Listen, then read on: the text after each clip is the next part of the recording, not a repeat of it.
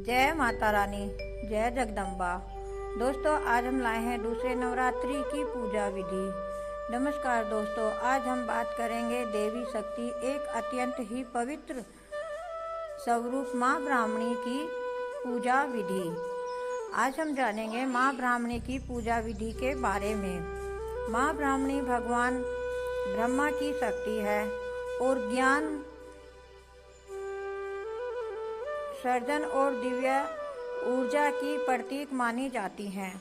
कहते हैं दोस्तों, महाब्राह्मणी की पूजा विधि अच्छे मन भाव से की जाए तो हमारे सभी संकट दूर हो जाते हैं। पूजा का सही समय महाब्राह्मणी की पूजा प्रातः काल करना सबसे उत्तम माना जाता है।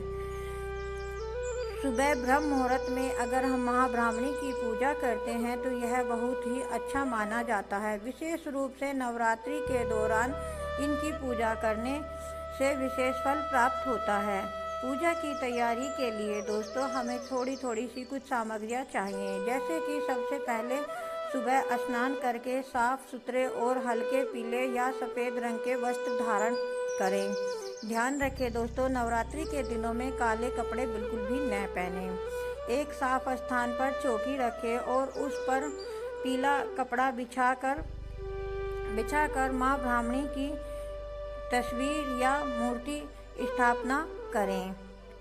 वैसे तो नवरात्रि में नौ देवियों के रूप में एक माता रानी दुर्गा होती है, तो आप दुर्गा माँ की ही स्थापना कर सकते हो। अब हम जानते हैं पूजा सामग्री।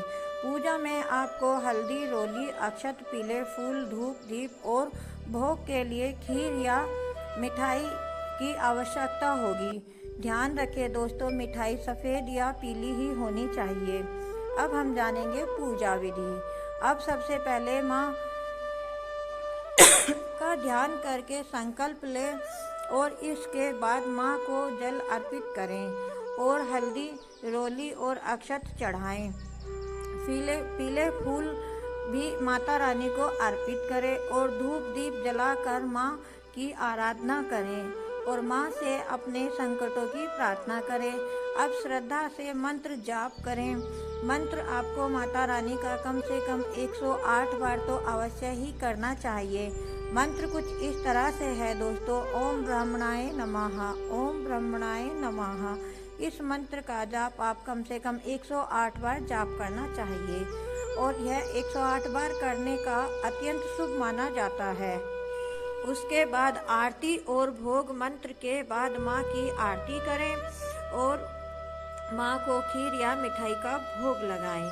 भोग लगाने के बाद इसे प्रसाद के रूप में घर के सभी परिवार के सदस्य बांटकर खाएं। ध्यान रखें दोस्तों, यह प्रसाद आपको घर के परिवार के सदस्यों में ही बांटकर खाना है, बाहरी सदस्य को बिल्कुल भी न दें। अंत में माता रानी से प्रार्थना